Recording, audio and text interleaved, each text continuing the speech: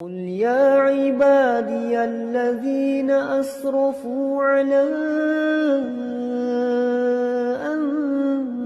أنفسهم لا تقنطوا من رحمة الله فلا هادي له. أشهد أن لا إله إلا الله وحده لا شريك له، وأشهد أن محمدا عبده ورسوله لا نبي بعد، أما بعد.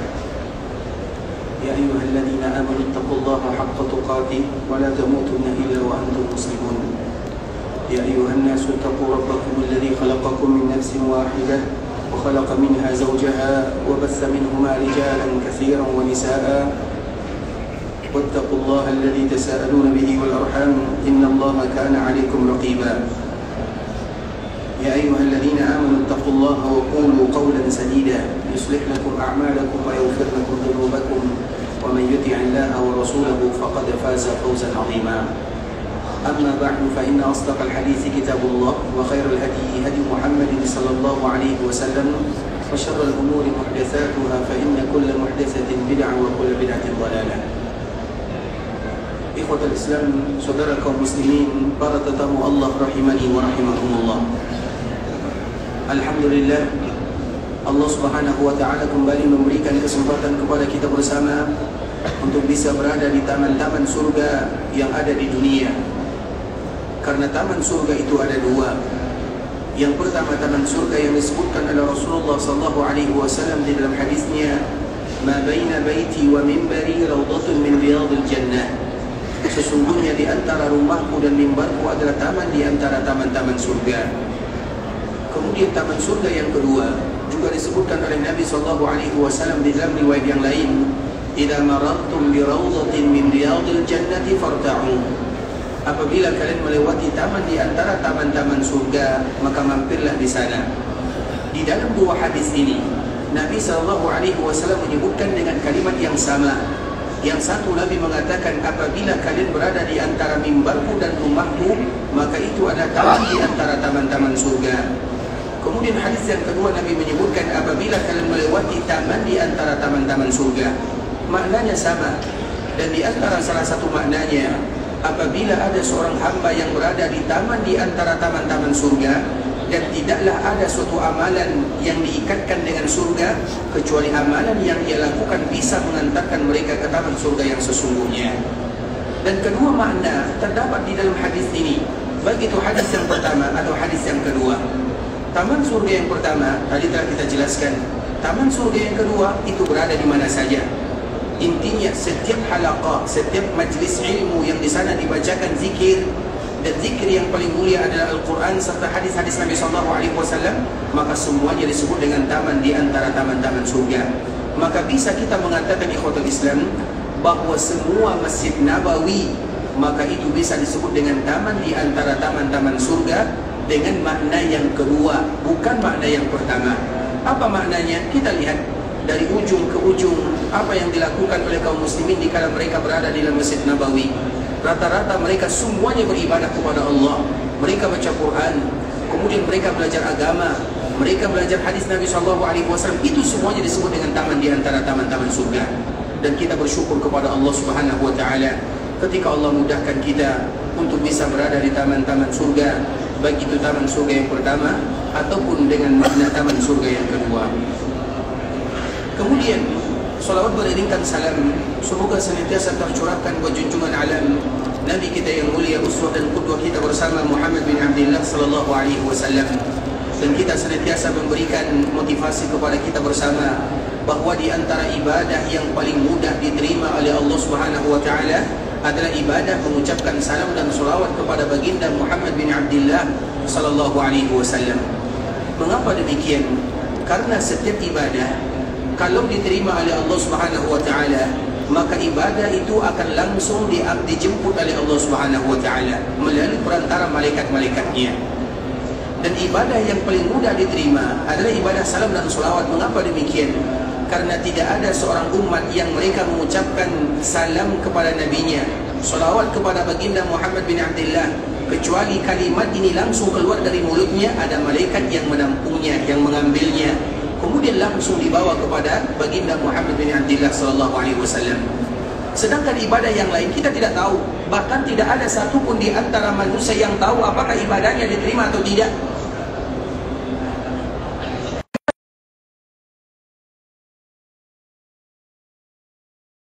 Diterima oleh Allah. Tidak ada. Jika kita melaksanakan ibadah umrah yang mulia ini, apakah ada di antara kita yang bisa mengatakan ibadah umrah saya pasti diterima oleh Allah Azza wa Jalla? Tidak ada. Tidak ada satupun kita yang bisa memberikan jaminan. Tetapi yang bisa kita lakukan adalah berharap dan berdoa, ya Allah terima amal ibadahku. Ya Allah jadikan ibadah ini adalah ibadah yang mulia di sisimu. Itu yang bisa kita lakukan. Tapi kalau masalah memberikan jaminan, tidak ada satupun. Bahkan di Fathul Islam para sahabat, dikala mereka menafsirkan firman Allah Subhanahu wa taala, "Walladzina yu'tuna ma atau wa qulubuhum wajilah." Di dalam ayat disebutkan oleh Allah Subhanahu wa taala, mereka yang diberikan oleh Allah Subhanahu wa taala, kemudian hati mereka bergetar. Kemudian ada yang bertanya, apakah hati mereka yang bergetar itu karena maksiat? Apakah karena mereka melakukan perzinahan? Apakah mereka meminum khamar? Maka para sahabat mengatakan tidak.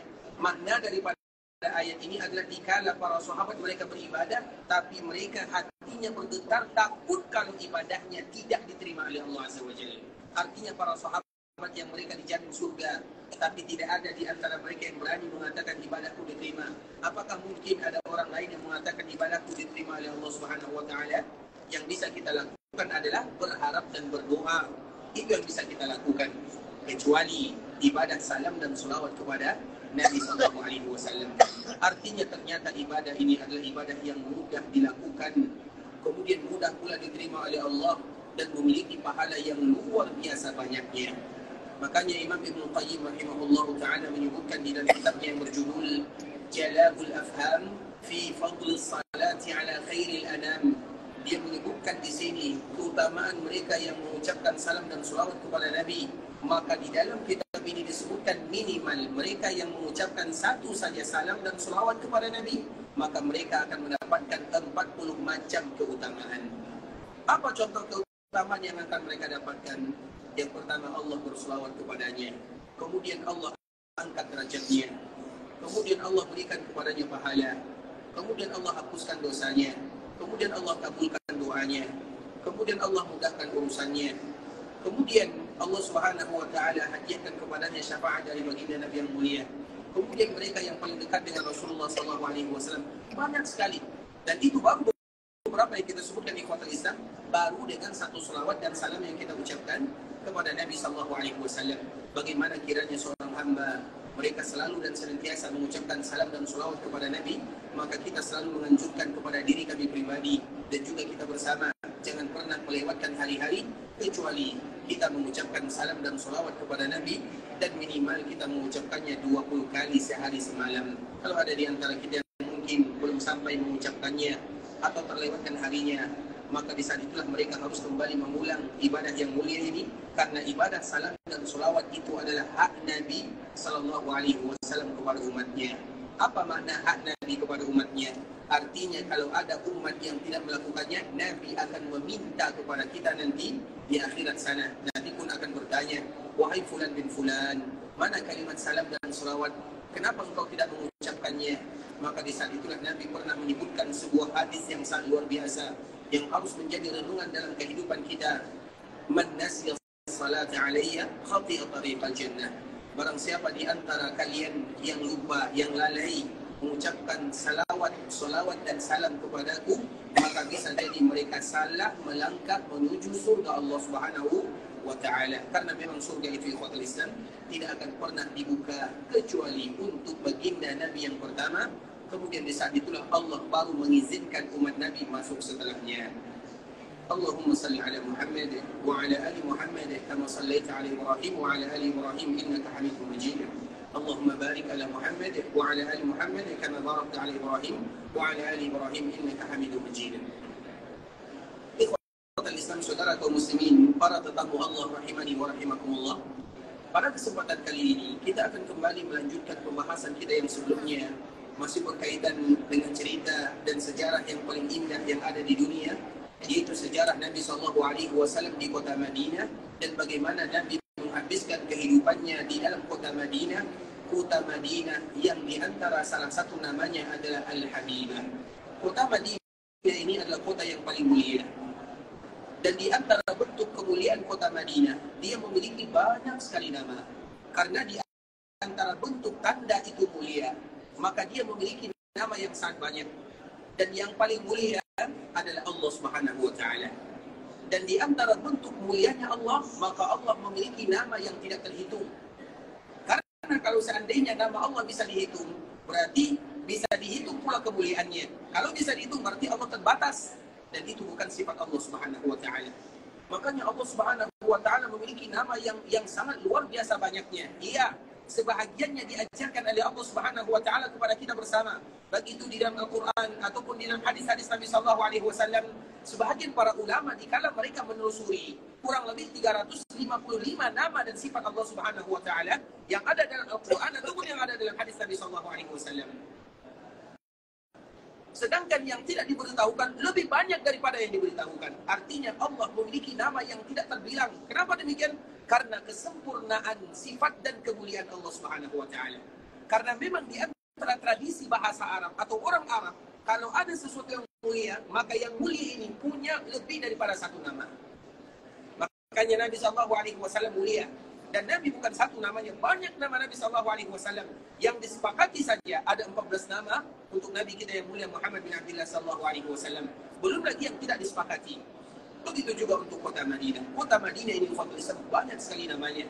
Dan tidaklah Madinah dinamakan dengan nama tersebut kecuali ada makna di dalamnya. Ada hadis yang menyebutkannya.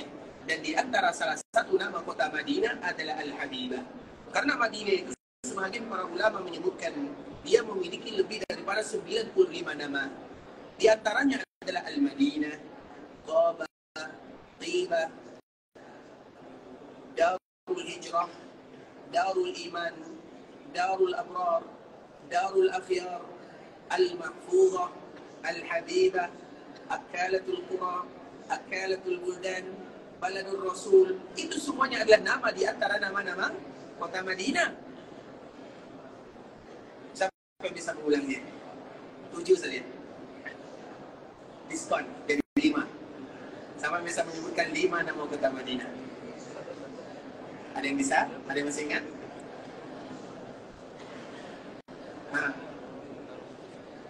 Baik, nanti insyaAllah kita akan kembali menyebutkan di antara nama-nama kota Madinah. Jadi kota Madinah itu kita hanya tahu Madinah itu Qabah, Tibah, Madinah. Banyak lagi. Dan di antara salah satu nama kota Madinah yang kurang kita populerkan adalah Al-Habibah. Al-Habibah, apa arti Al-Habibah? Semua kita tahu apa artinya. Habibati. Kalau kita sedang bercanda dengan keluarga, kemudian kita pun akan mengatakan, Ya Habibi, Ya Habibati. Habibah artinya orang yang paling aku sayangi. Itu pula lah kalimat yang kita ucapkan kepada kota Madinah. Artinya kota yang wajib bagi kita untuk mencintai dan menyayanginya. Kenapa demikian? Tentu ada alasan. Alasannya ikhwatul Islam. Ketika Nabi SAW hijrah dari Makkah menuju Madinah, Makkah itu secara umum adalah kota yang paling mulia secara umum. Tapi ada kelebihan-kelebihan yang menunjukkan bagaimana kemuliaan kota Madinah. Ketika Nabi sampai di kota Madinah, Madinah itu adalah daerah yang tidak diminati. Artinya orang tidak memandang kota Madinah. Tidak ada yang peduli terhadap kota Madinah. Tempatnya tidak strategis bagi sebagian orang, kemudian tempatnya tidak pantas untuk ditinggali. Kita tinggal di dalamnya karena banyak wabahnya, airnya tidak bagus, banyak penyakit yang ada di dalamnya. Sehingga ibunda kita Aisyah menceritakan, Babu Ardillah, Madinah itu adalah tanah yang ada di bumi yang paling banyak wabah penyakitnya. Kemudian sesampainya di kota Madinah, Nabi dan para sahabatnya tidak terbiasa dengan keadaan serta cuaca yang ada di kota Madinah, menyebabkan mereka sakit yang tidak pernah mereka rasakan sebelumnya. Sehingga Abu Bakar As-Siddiq, Bilal bin Rabah, seolah-olah mereka sudah mulai pasrah menyerahkan diri kepada Allah. Artinya mereka sudah mulai berserah bahwa mereka akan dipanggil oleh Allah Subhanahu wa Ta'ala di awal-awal mereka datang ke kota Madinah. Maka di saat itulah Nabi berdoa kepada Allah. Dan di antara salah satu doa Nabi, Allahumma habbib ilayna al-Madinah kahubbina Makkah aw ashad wa sahihah. Ya Allah, tanamkan kecintaan kepada kami terhadap kota Madinah sebagaimana kami mencintai Makkah, atau jadikan kami cinta terhadap kota Madinah melebihi kecintaan kami terhadap kota Makkah Al-Mukarramah. dan jadikan kota Madinah adalah kota yang sehat. Itulah di antara doa Nabi SAW, sehingga dari doa ini maka Madinah disebut dengan Al-Habibah. Dan Nabi SAW membuktikan bagaimana cintanya Nabi kepada kota Madinah. Nabi SAW sangat sayang kepada kota Madinah. Dan di antara bentuk sayangnya Nabi kepada kota Madinah, Nabi tidak pernah meninggalkan kota Madinah setelah Nabi berada di kota Madinah, kecuali kalau seandainya ada keperluan jihad ataupun keperluan ibadah ke kota Makkah Al-Mukarramah. Selainnya Nabi tidak pernah keluar dari kota Madinah, baik di kala Nabi SAW hidup atau setelah Nabi dipanggil oleh Allah Subhanahu wa taala. Selama-lamanya Nabi tidak akan pernah meninggalkan kota Madinah. Kemudian di kota Islam, dan di antara bentuk Nabi SAW tidak meninggalkan kota Madinah adalah ikrar yang dibacakan oleh Rasulullah SAW kepada penduduknya ketika berada di Makkah Al-Mukarramah. Dikala terjadi Fathu Makkah, maka orang-orang Madinah mereka mulai risau, mereka takut Nabi akan tinggal di Makkah. Karena dikala terjadi Fathu Makkah, artinya Makkah itu sudah mulai menjadi milik kaum muslimin. Tidak sama keadaannya dengan dahulu kala. Dahulu Makkah itu adalah kampung kesyirikan, sehingga Nabi diusir darinya. Nabi diusir dan Allah perintahkan Nabi datang ke Madinah. Kemudian dikala terjadi Fathu Makkah, sekarang Makkah sama statusnya dengan Madinah. Artinya sama-sama kampung Islam. Nah, dikala terjadi Fathu Makkah dan orang-orang pun banyak masuk dalam agama Islam, maka orang Madinah khawatir, risau, takut. Apa yang mereka khawatirkan? Apa yang mereka risaukan? Mereka risau kalau seandainya Nabi tidak lagi menjadikan Madinah sebagai kampung halamannya. Karena memang wajar ikhwatul Islam, Makkah itu adalah tempat di mana Nabi menghabiskan umurnya 53 tahun. Kemudian diusir, kemudian sekarang kembali ke Makkah. Dikala Nabi berada di Makkah, maka orang-orang Madinah takut. Kemudian kekhawatiran mereka itu sampai kepada Nabi. Maka Nabi mengatakan kepada penduduk Madinah, wahai penduduk Madinah, secara khusus orang-orang Ansar, al-mahya mahyakum wal mamatu mamatukum. Sesungguhnya aku akan hidup selama-lamanya bersama kalian, dan aku pun akan wafat di tengah-tengah kalian. Dan itu merupakan sumpah setia Rasulullah SAW kepada penduduk Madinah. Artinya mau tidak mau, maka Nabi pasti akan wafat di kota Madinah. Kemudian di kota Islam, kemarin kita bercerita tentang akhir kehidupan Nabi SAW, yang mana dengan itu pula Nabi SAW dipanggil oleh Allah Subhanahu wa taala. Di kota Islam, sakit yang dirasakan oleh Nabi SAW, dan selalu kita ulang, yang pertama adalah sakit kepala yang begitu luar biasa. Kemudian sakit di kerongkongan Nabi SAW. Kemudian yang ketiga, panas tinggi yang dirasakan oleh Rasulullah SAW. Dan sakit ini semakin kuat dirasakan oleh baginda Nabi Muhammad bin Abdullah SAW. Dan di antara bentuk tingginya atau kuatnya penyakit yang dirasakan oleh Nabi, itu diawali pada malam Jumat atau sore Kamis. Kenapa demikian di kota Islam? Karena di saat inilah Nabi tidak lagi bisa menjadi imam untuk para sahabatnya. Artinya malam Jumat, dikala melakukan salat Isya, Nabi tidak lagi bisa jadi imam. Salat Maghrib, Nabi masih jadi imam. Tapi waktu salat Isya, Nabi memerintahkan kepada para sahabatnya, Muru Abu Bakrin falyusalli bin nas. Perintahkan Abu Bakar untuk menjadi imam. Karena yang pernah menjadi imam di zaman Nabi ada dua. Yang pertama Abu Bakar Siddiq, dan yang kedua adalah Abdurrahman bin Auf radhiyallahu ta'ala anhuma. Abdurrahman bin Auf, dikala terjadi perang Tabuk, kemudian kaum muslimin ingin melaksanakan ibadah salat, Nabi SAW tidak kelihatan dan mereka tidak tahu di mana Nabi. Sehingga pada akhirnya imam tampillah Abdurrahman bin Auf. Ternyata Nabi sedang buang hajat. Kemudian dikala Nabi SAW selesai buang hajat, maka kaum muslimin sudah selesai melaksanakan rakaat pertama. Kemudian Nabi datang. Abdurrahman mengetahui kedatangan Nabi dan dia ingin mundur ke belakang. Tapi Abdurrahman diperintahkan oleh Nabi untuk tetap melanjutkannya. Sehingga manusia yang paling mulia diberikan kemuliaan oleh Allah adalah Abdurrahman, yang mana dia pernah menjadi imam untuk Nabi SAW. Begitu juga dengan Abu Bakar As-Siddiq radhiyallahu ta'ala anhu. Sehingga di antara bentuk kemuliaan Abu Bakar dan Abdurrahman, mereka pernah menjadi imam dan Nabi SAW menjadi makmumnya. Kemudian di kuartal Islam, di hari Jumat, Nabi SAW sakitnya semakin luar biasa. Kemudian di hari Sabtu, di hari Ahad, sampailah di hari Senin. Di hari Senin ini, kuartal Islam, di pagi harinya, dikala melaksanakan ibadah salat subuh, maka Nabi SAW merasakan badannya sedikit ringan. Kemudian Nabi SAW pun membuka tirai dari rumahnya. Dan rumah Nabi SAW satu pintu dengan Masjid Nabawi. Kemudian Nabi SAW memperhatikan para sahabat mereka sedang melaksanakan ibadat salat, dipimpin oleh Abu Bakar As-Siddiq radhiyallahu ta'ala anhu. Kemudian Nabi SAW membuka tirainya. Kemudian Nabi pun senyum kepada para sahabatnya. Ketika Nabi SAW senyum kepada para sahabatnya, maka hampir-hampir saja para sahabat mereka terkena fitnah. Apa makna terkena fitnah? Fitnah itu artinya ikhwatul Islam. Fitnah itu ada dua. Ada fitnah kebaikan, ada fitnah keburukan. Ada orang yang fitnah dengan kebaikan, ada orang yang difitnah dengan keburukan. Maka dua-duanya disebut dengan fitnah. Wa nabluukum bisyarri wal khairi. Kami puji kalian dengan kebaikan dan juga dengan keburukan, dan kedua-duanya disebut dengan fitnah. Nah, dikala mereka melihat Nabi dan memperhatikan ada pakaian yang berbunyi, atau mereka memperhatikan desas-desus yang berbunyi dari kamar Nabi SAW, dan mereka tahu kalau itu adalah Nabi SAW. Kemudian dikala Nabi melihat para sahabat sedang melaksanakan ibadah salat dan Nabi tersenyum, maka hampir saja para sahabat terfitnah karena saking bahagianya. Kenapa mereka bahagia? Mereka mengira Nabi SAW akan sembuh. Mereka mengira Nabi SAW akan kembali di tengah-tengah mereka. Mereka mengira Nabi SAW akan kembali menjadi imam. Karena mereka sudah lama tidak mendengarkan Nabi menjadi imam. Nabi memberikan mau'izah, memberikan tazkirah. Mereka ingin kembali berkumpul bersama Nabi SAW.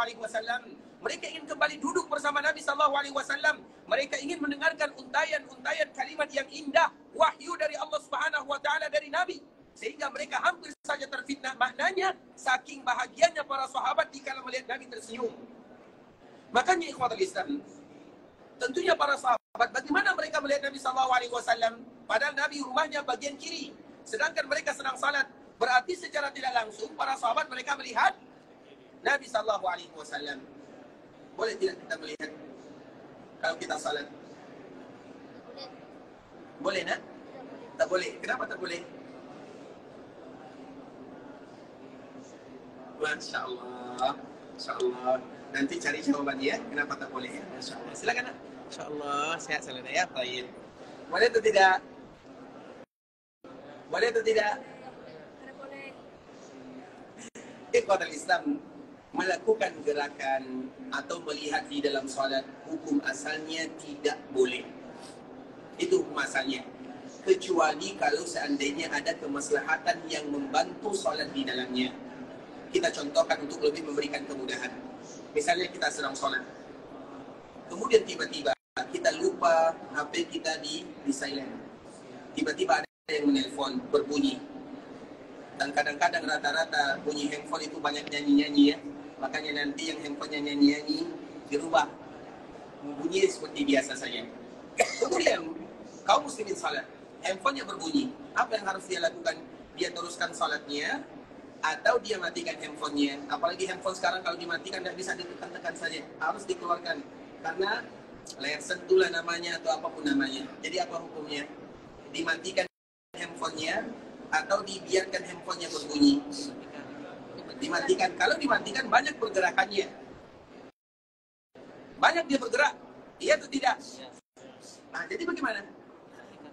Demi kemaslahatan. Karena nanti kalau kita tidak matikan, pas lagi assalamualaikum, semua mata akan menuju kepada kita. Iya atau tidak?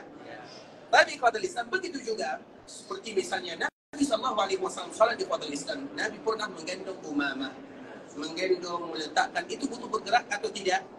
Banyak pergerakannya, tapi demi kemaslahatan. Artinya ikhwatul Islam, apabila kita bergerak dalam salat demi kemaslahatan salat, maka itu tidak menjadi masalah. Tapi hukum asalnya tetap kita dianjurkan untuk tidak bergerak di dalam salat. Nah, para sahabat dikala melihat Nabi itu demi kemaslahatan atau tidak?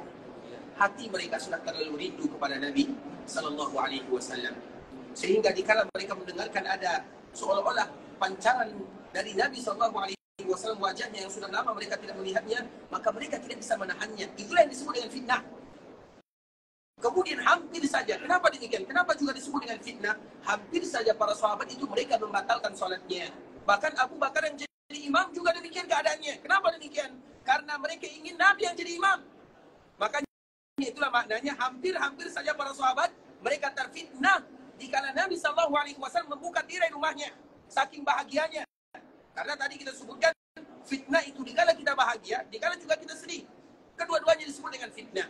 Namun Nabi SAW setelah melihat para sahabatnya, Nabi pun memberikan isyarat dengan tangannya, dilambaikan tangannya. Artinya seolah-olah Nabi mengatakan kepada para sahabatnya, sempurnakan salat kalian, jangan kalian putuskan salat tersebut. Artinya setelah itu ikhwatul Islam, maka Nabi kembali menutup tirai rumahnya. Kemudian Nabi SAW dikala melihat para sahabat ikhwatul Islam, maka Nabi SAW tersenyum. Dan senyuman itu banyak maknanya. Senyuman di mana Nabi bisa jadi meninggalkan dunia untuk selama-lamanya. Dan memang itu faktanya. Senyuman di mana Nabi melihat keadaan para sahabatnya dalam keadaan yang betul-betul indah. Karena keadaan kita yang paling indah itu adalah dikala kita melakukan salat subuh berjamaah. Itulah keadaan yang paling indah. Makanya selalu kita sebutkan ada ungkapan salah seorang ulama. Dia mengatakan di kota Islam, kalau kalian ingin melihat, membuktikan siapa mereka orang-orang muslim, mana orang muslim, mana kaum muslimin, maka lihatlah mereka dikala melakukan salat hari raya Idul Fitri, Idul Adha, salat hari raya Jumat, itu semua yang hadir adalah muslim. Tapi kalau kalian ingin melihat orang mukmin, maka lihatlah dikala mereka melakukan salat subuh. Maka kita bertanya kepada diri kita ini mukmin atau muslim? Mukmin atau muslim? Kalau yang masih bolong-bolong subuhnya, berarti mereka muslim, belum sampai kepada level mukmin. Makanya ikhwatul Islam, kita menjaga salat subuh bukan hanya di Madinah. Pulangnya kita dari sini, kita juga menjaga ibadah tersebut, terutama ibadah yang paling mulia. Sehingga Nabi SAW tersenyum. Kenapa Nabi tersenyum? Seolah-olah Nabi SAW meninggalkan para sahabatnya dalam keadaan yang paling indah. Karena apabila mereka menjaga salat subuh, yang lain mudah dijaga. Karena itu yang berat. Kemudian ikhwatul Islam, bisa jadi Nabi SAW terakhir kali ingin melihat para sahabatnya. Banyak makna, silakan kita tafsirkan sendiri. Artinya dikala Nabi membuka tirai rumahnya, Nabi SAW melihat para sahabatnya, Nabi tersenyum dengan senyuman yang indah. Dan para sahabat pun mereka merasakan kebahagiaan yang luar biasa. Sudah lama Nabi tidak tersenyum. Sudah lama mereka tidak melihat wajah Nabi cerah. Karena selama ini Nabi SAW kesakitan. Nabi diikat kepalanya. Makanya Nabi tidak pernah ditanggalkan ikat kepalanya. Kenapa? Saking sakitnya kepala. Sakit kepala yang dirasakan oleh Nabi SAW sebagaimana tadi kita sebutkan. Kemudian ikhwatul Islam, pada akhirnya Nabi menutup tirainya. Ketika Nabi menutup tirainya, Nabi kembali ke rumahnya dan Nabi SAW juga kembali bersama keluarganya. Secara khusus adalah ibunda kita Aisyah radhiyallahu taala anha. Kemudian ketika Nabi SAW berada di sana, karena memang sebagian para ulama menyebutkan Nabi wafat di awal duha. Apa makna Nabi wafat di awal duha? Awal duha. Duha itu awalnya dikala matahari terbit. Matahari terbit, kemudian ditunggu kurang lebih 10 menit, maka itu adalah awal waktu duha. Makanya salat sunat syuruk dan duha itu sama-sama waktunya. Yang membezakan di antara keduanya adalah syaratnya. Kalau salat sunat syuruk itu adalah salat sunat yang dilakukan kaum muslimin. Tapi ada syaratnya. Syaratnya apa? Mereka harus salat subuh berjamaah bersama kaum muslimin. Kemudian mereka setelah salat subuh duduk di tempatnya. Kemudian syarat yang berikutnya mereka berzikir, bukan tidur, tapi berzikir. Baik itu baca Quran, zikir pagi, ataupun zikir yang lainnya. Kemudian masuk waktu atau terbit matahari, terbit fajar, atau matahari terbit, mereka menunggu kurang lebih 7 sampai 10 menit. Kemudian mereka salat 2 rakaat, maka pahalanya sama dengan haji yang sempurna. Dan kesempatannya ada di sini selama kita melaksanakan ibadah yang mulia ini. Kalau seandainya haji sempurna pahalanya, kalau kita lakukan di mana saja, bagaimana kalau seandainya kita melakukan di dalam Masjid Nabawi, atau dikala kita melakukannya di dalam Masjid Haram yang ada di Makkah Al-Mukarramah. Makanya setelah sholat subuh ikhwatul Islam jangan langsung keluar, kecuali kalau betul-betul butuh. Tapi jangan keluar sampai waktu syuruk, tidak lama waktunya. Maka pahalanya sama dengan orang yang melaksanakan haji secara sempurna. Itu sholat sunat syuruk. Waktunya seperti tadi. Nah, sholat duha, waktunya juga demikian sama.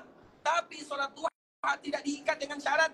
Kalau sholat sunat syuruk diikat dengan syarat, artinya kalau ada di antara 5 syarat yang tadi telah kita sebutkan hilang, maka sholat duha namanya, bukan lagi syuruk namanya. Misalnya, kita sholat subuh berjamaah, kemudian kita buang angin, atau batal wuduknya, maka kita tetap salat, tapi duha namanya tidak lagi syuruk. Itulah perbedaannya. Nah, artinya itu awalnya. Karena memang sebagian para ulama mengatakan Nabi wafat di awal duha. Artinya kurang lebih setelah Nabi menutup tirainya, Nabi kembali ke pangkuan istrinya Aisyah radhiyallahu taala anha. Tidak beberapa lama setelahnya Nabi dipanggil oleh Allah Subhanahu wa taala. Karena memang mereka mengatakan di awal duha, walaupun ada sebagian yang mengatakan adalah di akhir duha. Terlepas daripada waktunya ikhwatul Islam, namun yang pasti Nabi wafat di waktu duha. Kemudian kemarin kita menyebutkan hadis ibunda kita Aisyah radhiyallahu taala anha. Kemarin kita menyebutkan ikhwatul Islam, yaitu bagaimana Aisyah mengatakan inna min ni'amillahi alaihi. Sesungguhnya di antara nikmat dan karunia yang Allah anugerahkan kepada diriku, bahwa Nabi SAW wafat di rumahnya, wafat di harinya, wafat di pangkuannya, dan dikumpulkan oleh Allah Subhanahu wa taala air liur Nabi dengan air liur ibunda kita Aisyah radhiyallahu taala anha. Dan kemarin kita telah membacakan di ikhwatul Islam, makna dikumpulkan air liur Nabi dengan air liur Nabi, air liur Aisyah adalah dikala Aisyah melunakkan siwak untuk Nabi SAW, kemudian Nabi bersiwak setelahnya. Dan kita akan ulang hadisnya ikhwatul Islam. Apa kata ibunda kita Aisyah radhiyallahu taala anha? Dakhala alayya Abdurrahman wa biyadihi siwak. Abdurrahman saudaraku, kata Aisyah, dia menjenguk kami, menjenguk Nabi, dan dia sedang memegang kayu siwak. Sedangkan aku sedang memegang Rasulullah SAW atau menyandarkan Nabi SAW di pangkuannya. Fara'aituhu yanzuru ilaih, maka aku melihat Nabi, ternyata Nabi melihat kepada siwak yang tadi dipegang oleh Abdurrahman. Wa araftu annahu yuhibbus siwak, dan aku tahu kalau Nabi itu suka kepada siwak. Dan kemarin kaidah kita sebutkan di ikhwatul Islam, apapun yang Nabi suka, maka hendaklah kita menyukai apa yang disukai oleh baginda Nabi yang mulia Muhammad bin Abdullah sallallahu alaihi wasallam, terlepas daripada hukumnya. Kita contohkan misalnya sebuah hadis yang sangat indah. Ada salah seorang sahabat yang bernama Jabir. Jabir ini ikhwatul Islam, dia berasal dari Madinah. Namanya Jabir bin Abdullah al-Ansari. Ayahnya bernama Abdullah. Dan Abdullah ini adalah orang yang pertama kali mati syahid ketika terjadi perang Uhud. Namanya Abdullah, anaknya bernama Jabir. Nah, Jabir ini ikhwatul Islam, dia ada di antara salah seorang sahabat yang paling banyak meriwayatkan hadis dari Nabi SAW. Dan di antara hadis yang tidak boleh kita lewatkan, terkhusus bagi kita yang datang ke kota Makkah Al-Mukarramah dalam rangka beribadah, disebut dengan hadis Jabir yang paling panjang. Panjang sekali hadisnya, menukilkan tata cara umrah dan haji Nabi SAW. Maka kewajiban kita yang datang ke tanah haram beribadah dan tujuan kita semuanya sama. Maka tidak boleh bagi kita melewatkan hadis Jabir berkaitan dengan hadis yang bercerita tentang sejarah Nabi melaksanakan ibadah haji dan umrah. Makanya sebagian kaum muslimin apabila ada di antara anak dan keluarga mereka yang lahir di musim haji, maka namanya langsung Jabir. Karena Jabir itu ada identiknya, ada kaitannya dengan hadis Jabir yang panjang sekali menceritakan haji terakhir Nabi, haji pertama dan haji terakhir Nabi SAW. Kemudian di ikhwatul Islam, Jabir ini dia pernah bertamu ke rumah Nabi. Tiba-tiba dikala sampai di rumah Nabi SAW, dan Nabi itu hidupnya sederhana sekali. Bahkan Nabi SAW disebutkan di dalam riwayat ikhwatul Islam, pernah Urwah ini keponakannya ibunda Aisyah pernah mengetahui bahwa selama 2 bulan lamanya tidak keluar asap dari rumah Nabi SAW. 2 bulan, bukan dalam waktu yang singkat, 2 bulan. Sehingga Urwah ini bertanya kepada bibinya, wahai ibunda, wahai bibiku, kalau seandainya 2 bulan tidak keluar asap dari rumah Nabi, apa yang dimakan oleh Nabi dan keluarganya? Maka Aisyah mengatakan al-aswadan. Al-aswadan itu kurma yang berwarna hitam. Dan itu adalah kalimat yang menyatukan antara kurma dengan air putih sahaja. Kemudian ikhwatul Islam, Jabir ini pernah bertamu ke rumah Nabi. Dan juga pada hari ini juga tidak ada makanan di rumah Nabi kecuali roti dan gandum saja. Atau roti saja. Kemudian tiba-tiba roti dihidangkan kepada Jabir. Namun roti ini tentunya kalau dimakan begitu saja kurang ada rasanya. Seperti misalnya kalau kita ada dibagikan roti di luar Masjid Nabawi, kalau kita makan, itu sulit bagi kita untuk memakannya. Harus ada kawannya. Telurkah kawannya, seperti sandwich lah kira-kira. Sandwich harus ada isi dalamnya. Harus ada ayamnya, dagingnya, telurnya, dan yang semisalnya. Nah, roti ini tidak ada teman makannya. Kemudian Nabi bertanya kepada Aisyah, wahai Aisyah, tidak ada yang lain. Makanan kita apakah tidak ada yang lain? Maka Aisyah mengatakan, tidak ada lagi ya Rasulullah, kecuali khal. Khal itu sama dengan bubuk makanan. Atau seperti kita garapkan dengan garam lah. Kalau kita makan nasi, biasanya kan kita makan nasi. Kalau kita makan nasi begitu saja, rasanya hambar.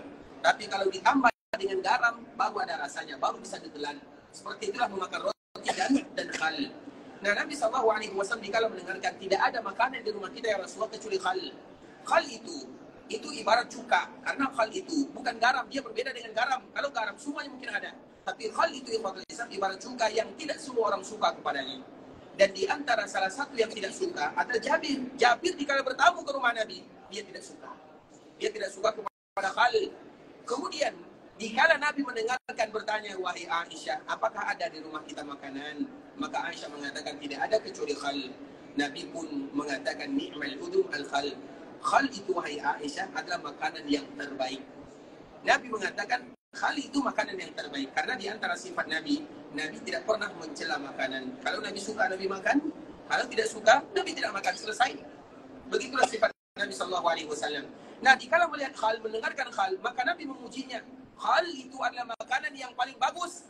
Apa kata Jabir? Kita bukan berbicara tentang roti dan khalnya, tapi kita berbicara tentang Jabir. Jabir mengatakan, aku tidak suka kepada khal. Dan wajar, masalah makanan kita memiliki selera yang berbeda biasa.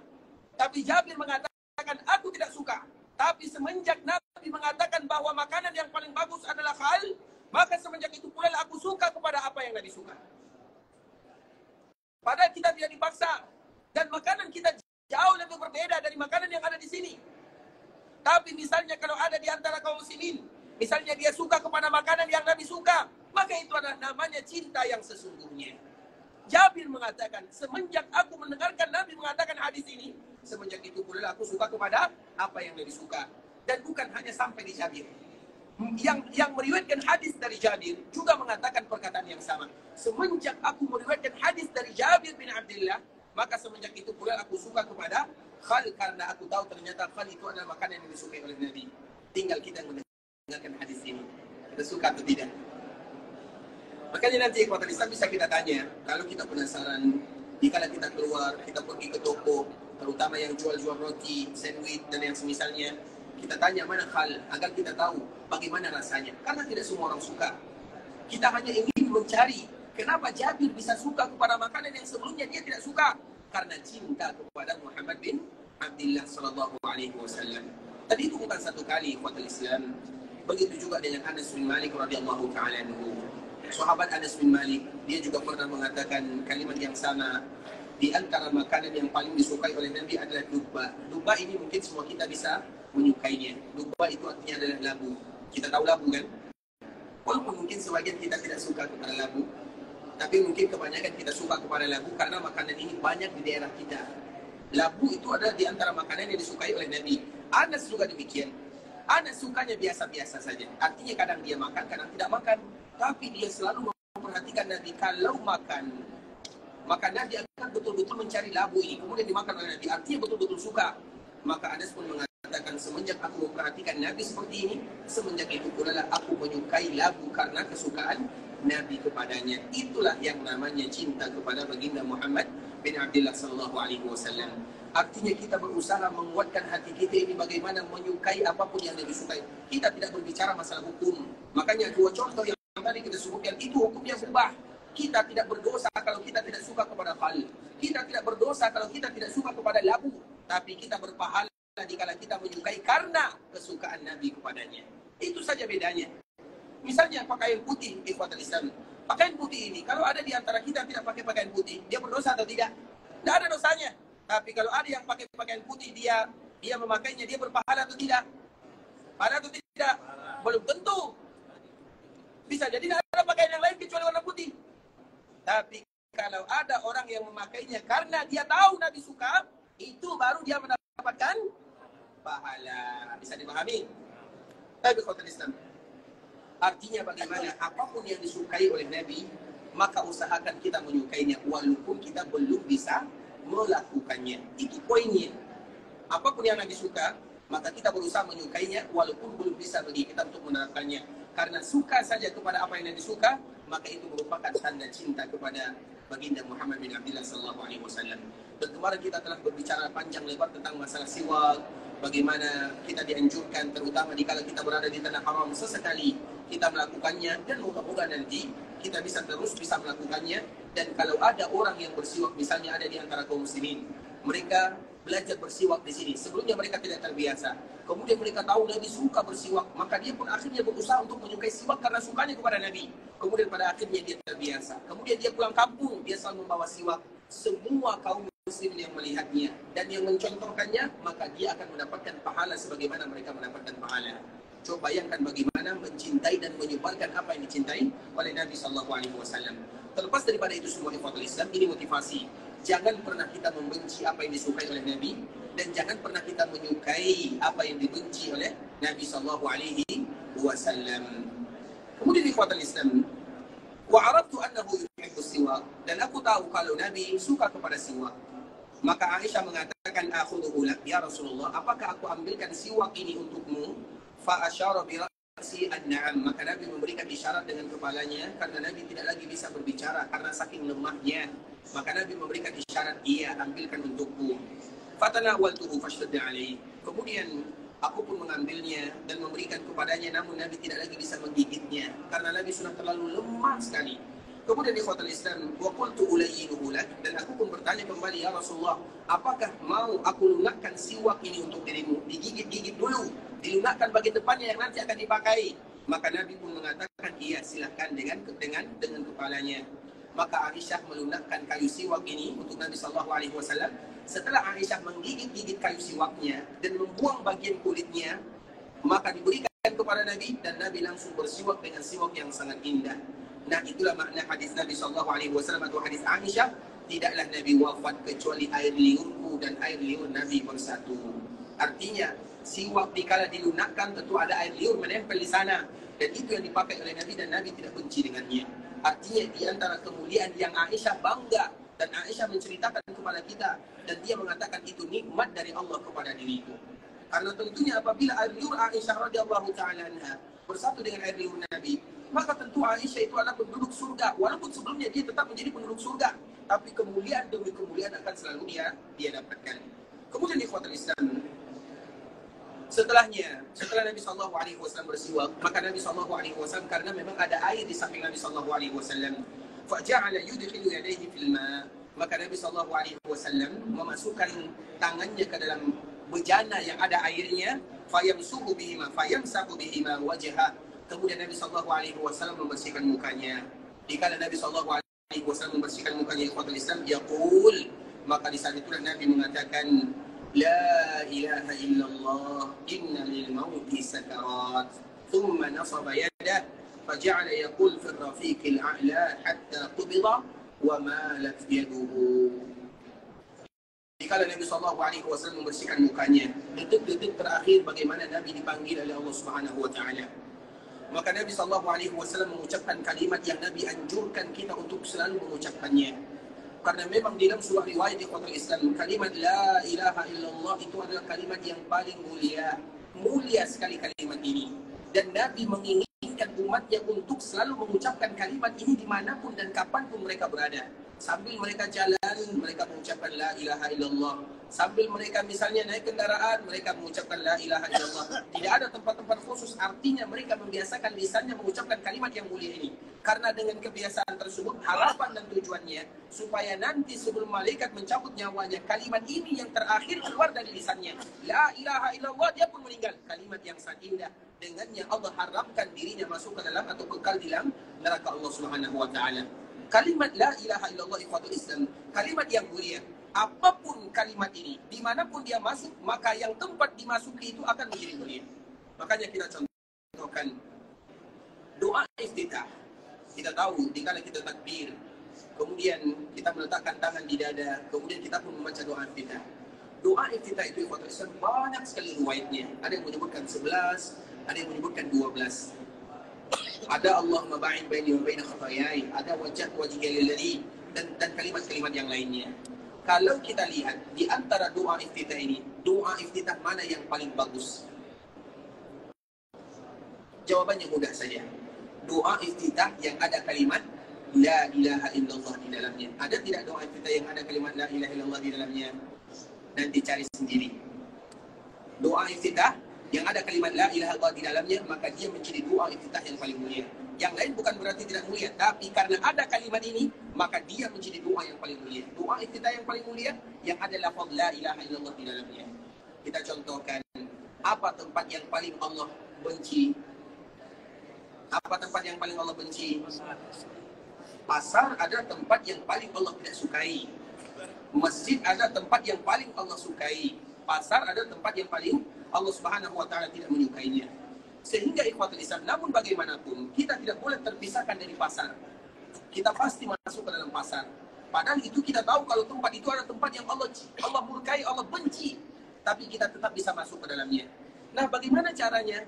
Maka kita pun mengucapkan kalimat la ilaha illallah wahdahu la syarikalah, kemudian baru kita sambung la ilaha illallah wahdahu la syarikalah lahul mulku wal hamdu yuhyi wa yumiit biyadil khair wa huwa hayyun la yamut wa huwa ala kulli syai'in qadir. Ketika kita masuk pasar, tempat yang paling Allah benci, tapi kita awali dengan kalimat la ilaha illallah, maka apa pahalanya? Pahala yang luar biasa banyaknya. Nabi mengatakan untuknya 1000 kebaikan. Berapa 1000? 1 juta, karena tidak ada kalimat 1 juta di dalam bahasa Arab. 1000 kebaikan. Kemudian 1000 dosa ditutupkan. Kemudian 1000 pahala diberikan, diangkat derajatnya. Coba bayangkan, padahal itu kita akan memasuki tempat yang banyak syaitannya, tempat yang paling dibenci oleh Allah Subhanahu wa taala. Tapi tempat tersebut akan menjadi mulia dengan kalimat la ilaha illallah. Artinya ikhwatul Islam, kalimat ini merupakan kalimat yang sangat luar biasa. Kalimat ini juga Nabi SAW menyebutkan, iman kalian itu ikhwatul Islam ibarat pakaian. Pakaian kalian kalau kalian tidak jaga bisa hilang, bisa rusak. Begitu juga dengan iman. Iman itu harus dijaga. Kalau kalian tidak jaga, maka ibarat kalian tidak menjaga pakaian kalian. Fas'alullaha, apa kata Nabi setelahnya? Fas'alullaha an yujaddida imanakum. Maka hendaklah kalian selalu meminta kepada Allah agar iman kalian diperbaharui. Maka kita bertanya, bagaimana cara kita memperbaharui iman? Banyak caranya. Di antara salah satu caranya dengan kalimat la ilaha illallah.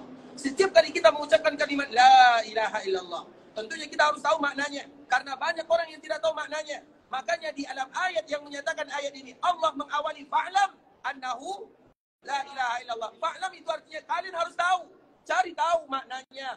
Cari tahu hakikatnya. Cari tahu apa rukunnya. Apa syaratnya. Karena tidak semua orang yang mengucapkan kalimat la ilaha illallah bisa bermanfaat untuk dirinya. Apakah semua orang yang mengucapkan kalimat la ilaha illallah masuk surga? Apa jawabannya? Apakah semua mereka yang mengucapkan kalimat la ilaha illallah masuk surga atau tidak? Siapa yang berani jawab angkat tangan? Silakan ini, silakan. Kenapa? Karena siapapun yang mengucapkan la ilaha illallah pasti masuk surga. Baik, boleh kita debat sedikit? Baik, ada namanya Abdullah bin Ubay bin Salul di kota Madinah. Kenal? Siapa yang kenal dengan Abdullah bin Ubay bin Salul? Dari mana kenal? Masya Allah, Allahumma barik. Dia adalah orang tokohnya munafik. Dia mengucapkan kalimat la ilaha illallah atau tidak? Setiap hari dia mengucapkan kalimat la ilaha illallah. Dia salat di belakang Nabi. Dia jihad bersama Nabi. Dia puasa bersama Nabi. Dia bersama Nabi. Tapi di mana posisinya? Abdullah bin Salul, Ubay bin Salul di mana posisinya? Siapa bilang neraka? Hati-hati. Orang munafik secara umum mereka berada di kerak-kerak api neraka. Innal munafiqina fi darkil asfali minan nar. Berarti bermanfaat tidak kalimat la ilaha illallah untuknya? Siapa yang mengatakan Abdullah bin Ubay bin Salul masuk surga? Siapa yang mengatakan Abdullah bin Ubay bin Salul masuk neraka? Tidak ada? Kalau kita tahu ikhwatul Islam bagaimana kejamnya Abdullah bin Ubay bin Salul kepada Nabi, maka kita langsung mengatakan dia dalam neraka Ustaz. Dia yang paling zalim kepada Nabi SAW. Dia yang paling zalim. Padahal dia mengucapkan kalimat la ilaha illallah siang dan malam. Makanya kalimat munafik itu tidak ada kecuali setelah terjadi perang Badar. Orang Arab mereka tidak tahu apa yang namanya istilah nifaq. Tidak ada istilah nifaq di dalam bahasa Arab itu tidak ada. Kecuali setelah terjadi perang Badar. Setelah terjadi perang Badar baru ada kata-kata nifaq atau munafik. Makanya Allah turunkan khusus ayat berkaitan dengan cerita orang-orang munafikun. Surat Al-Munafikun itu, surah Al-Munafikun bercerita tentang Abdullah bin Ubay bin Salul. Jadi Abdullah bin Ubay bin Salul berani tidak kita mengatakan nama bin neraka? Tidak berani. Kalau tidak berani, tidak sayang kita kepada Nabi. Berani nak? Harus berani. Karena dia yang paling menyakiti Nabi SAW. Benci dia kepada Nabi. Makanya nanti cari ceritanya. Taib. Terlepas daripada itu semua. Abdullah bin Ubay bin Salul ucapkan la ilaha illallah atau tidak? Kan itu pertanyaannya. Bermanfaat atau tidak? Artinya tidak semua yang mengucapkan la ilaha illallah pasti masuk surga, kecuali dengan syarat dan rukunnya. Sebelum kita lanjutkan ini hadiahnya, Masya Allah. Ada dua tadi ya? 1, 2 silakan. Bisa jawab pertanyaan. Kasihan ya. Dari kota Islam. Kalau kita ingin lebih lanjut tentang masalah ini, nanti baca surah Al-Munafikun. Surah Al-Munafikun itu ada di juz berapa? Nanti cari juz 28 ya. Cari surah Al-Munafikun. Bukan hanya baca terjemahannya agar kita tahu siapa Abdullah bin Ubay bin Salul. Kalau kita baca ikhwatul Islam, sedih kita, sakit hati kita dibikinnya karena dia betul-betul menyakiti Nabi SAW. Kemudian ikhwatul Islam, kita kembalikan kepada kalimat la ilaha illallah. Makanya kita harus tahu kalimat ini apa maknanya dan apa kandungan yang ada di dalamnya. Rukunnya semuanya kita tahu. Rukunnya al-isbat, an-nafi wal-isbat. An-nafi wal-isbat itu karena ada dalam kalimat la ilaha. Tiada itu nafi namanya. Makanya disebut dengan an-nafi. Illallah isbat namanya. Tiada ilah yang berhak disembah kecuali Allah. Karena ilah yang disembah banyak atau tidak? Yang disembah selain Allah banyak atau tidak? Banyak sekali. Tapi yang pantas dijadikan sembahan banyak atau tidak? Tidak ada satupun ilah yang pantas disembah. Makanya sehingga kita mengatakan la ilaha illallah. Tidak ada ilah yang berhak disembah. Ilah yang disembah itu banyak. Kalau kita mengartikan tidak ada ilah kecuali Allah, ilah kecuali Allah itu banyak. Yang disembah selain Allah itu banyak sekali. Tapi yang pantas disembah tidak ada.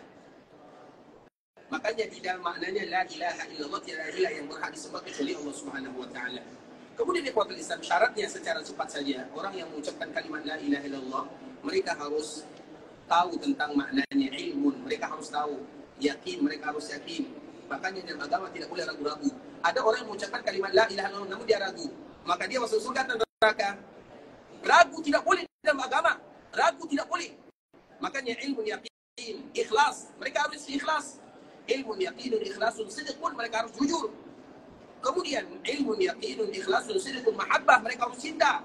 Inqiyad al-qabul, mereka harus menerima dan mereka harus tunduk kepada kalimat ini. Makanya di dalam ayat fa'lam annahu la ilaha illallah. Sebelum kalian mengucapkan kalimat ini, supaya kalimat ini memiliki makna dalam hati kalian, maka kalian harus tahu kalimat ini adalah kalimat yang mulia, kalimat yang dengannya terpisah antara keimanan dengan kekufuran. Terlepas daripada itu semua ikhwatul Islam, kalimat ini adalah kalimat di mana semua kaum muslimin berharap agar ucapan terakhirnya adalah kalimat la ilaha illallah, dan kita berdoa kepada Allah agar Allah tidak wafatkan kita kecuali kalimat yang terakhir keluar dari lisan dan mulut kita adalah kalimat la ilaha illallah. Ikhwatul Islam, saudara kaum muslimin, bahkan yang sebuah riwayat, ada namanya riwayat namanya hadis ini, hadisnya artinya adalah hadis bitaqah. Bitaqah itu artinya kartu. Misalnya kalau ada kartu misalnya ini, anggaplah kartu, namanya hadis bitaqah, hadis kartu. Kartu kenapa disebut dengan hadis kartu? Jadi hadis ini ikhwatul Islam adalah hadis bagaimana kita tahu bagaimana keagungan la ilaha illallah, agar kita tidak menyepelekannya.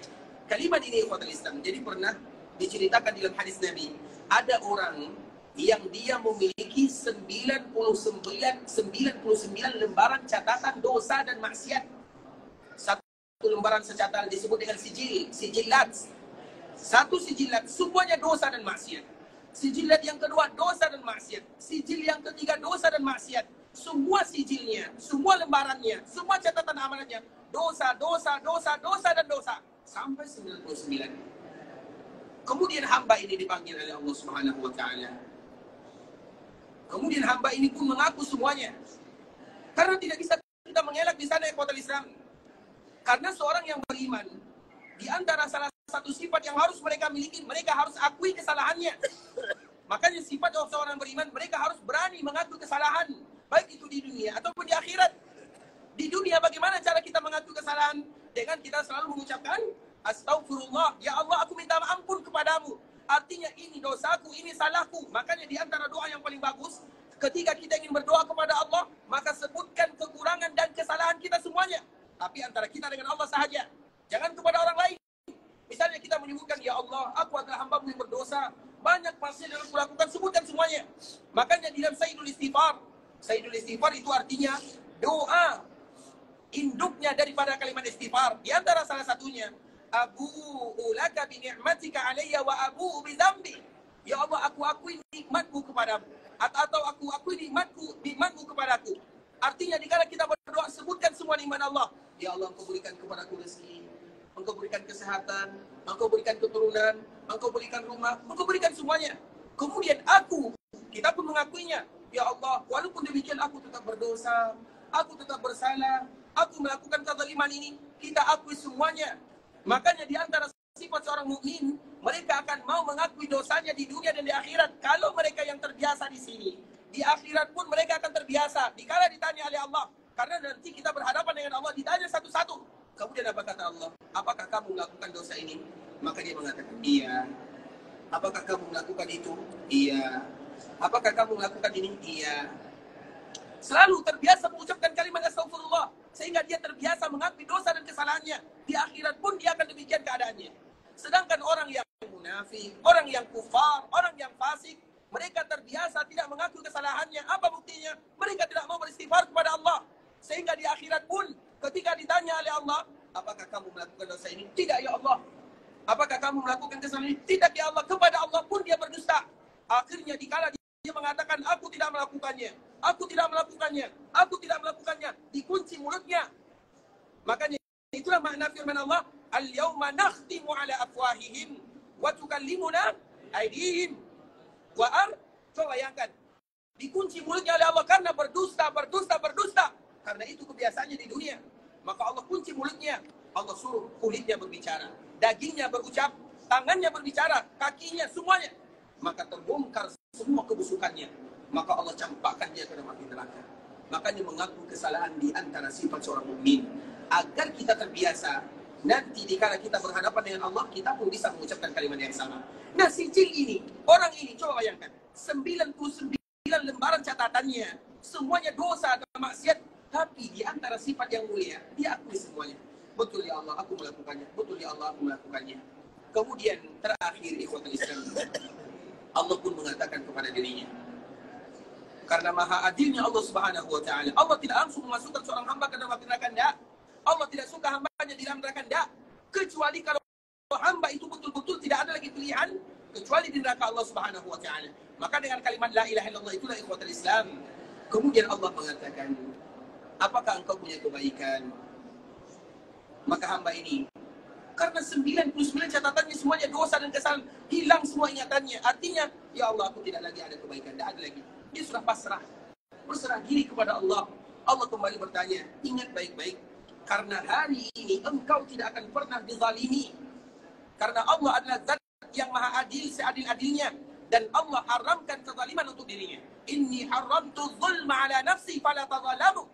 Aku haramkan kezaliman untuk diriku, maka kalian pun jangan pernah melakukan kezaliman.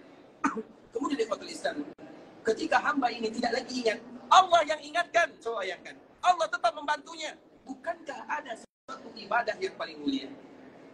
Maka hamba ini heran, ibadah apa yang mulia tersebut ya Allah? Karena sudah 99 catatan dosa, ibadah apa yang bisa mengalahkan 99? Maka Allah pun mengatakan, besok kita sambung. Ikhwatul Islam, saudara kaum muslimin, para tamu Allah rahimani wa rahimakumullah. Semoga Allah Subhanahu wa ta'ala mengampunkan dosa kita semuanya, menjadikan kalimat ini kalimat yang betul-betul keluar dari lisan dan lidah kita, agar kita tahu karena kalimat inilah yang keluar dari lisan Muhammad bin Abdullah sebelum Nabi dipanggil oleh Allah Subhanahu wa ta'ala. Ikhwatul Islam, sampai di sini pembahasan yang bisa kita jelaskan, yang benar dari Allah Subhanahu wa ta'ala, yang salah dari diri kami pribadi. Karena kurangnya ilmu kami, karena kebodohan dan karena kejahilan kami mohon dimaafkan kalau seandainya ada kata-kata yang silaf, kalimat-kalimat yang kurang pas kami di dalam menyampaikannya, bahasa-bahasa yang kurang teratur, kami mohon dimaafkan. Dan kita selalu memberikan motivasi kepada kita yang ada di kota Madinah. Hadis berulang kali kita mengucapkannya. Di antara salah satu kemuliaan kita yang ada di dalam Masjid Nabawi adalah bagaimana kita mendapatkan keutamaan hadis ini. Man jaa masjidi hadza lam ya'tihi illa li khairin yata'allamuhu aw yu'allimuhu fa huwa bi manzilatil mujahidi fi sabilillah. Wa man jaa li ghairi dzalika fa huwa bi manzilatir rajul yanzuru ila mata'i ghairi. Siapapun di antara kaum muslimin, mereka yang ada di dalam masjidku ini, kata Nabi, kemudian selain dia beribadah, selain dia salat, selain dia berdoa, maka dia ingin belajar agama, baca Quran dengan maknanya, baca hadis dengan tafsirnya, dia ingin belajar agama Allah Subhanahu wa Ta'ala, maka selama dia belajar agama, maka dia terhitung sebagai orang yang berjihad di jalan Allah Subhanahu wa Ta'ala. Dan kita berharap kepada Allah agar perkumpulan kita ini adalah perkumpulan yang memberikan keberkahan dalam kehidupan, perkumpulan yang diberkahi oleh Allah, dan perkumpulan yang dihitung sebagai orang yang berjihad di jalan Allah Subhanahu wa Ta'ala. Kalau ada di antara kita yang ingin meninggalkan Madinah, pergi ke Makkah Mukarramah, semoga Allah Subhanahu wa Ta'ala menerima amal ibadahnya, Allah kabulkan doa dan permintaannya, Allah jadikan umrahnya adalah umrah dan mabrurah, wa sa'yan mashkura wa dhanban maghfura. Kalau ada di antara kita yang ingin pulang ke kampung halaman meninggalkan Makkah Madinah, semoga Allah berikan kelancaran dalam perjalanannya, kemudahan dalam urusannya. Allah kembali kumpulkan mereka bersama keluarganya dalam keadaan sehat walafiat, dan semoga kita selalu terpanggil menjadi tamunya Allah Subhanahu wa Ta'ala. Kita tutup dengan mengucapkan doa kafaratul majlis. Subhanakallahumma bihamdika asyhadu an la ilaha illa anta astaghfiruka wa atubu ilaik. Wa sallallahu wa sallim ala nabiyyina wa habibina wa khalilina wa sayyidina Muhammadin wa ala alihi wa sahbihi wa sallam tasliman katsira. Assalamualaikum warahmatullahi wabarakatuh. Salam Nabi Muhammad.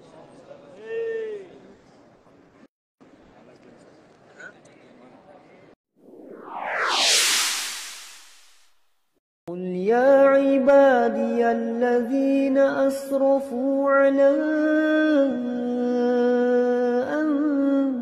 أنفسهم لا تقنطوا من رحمة الله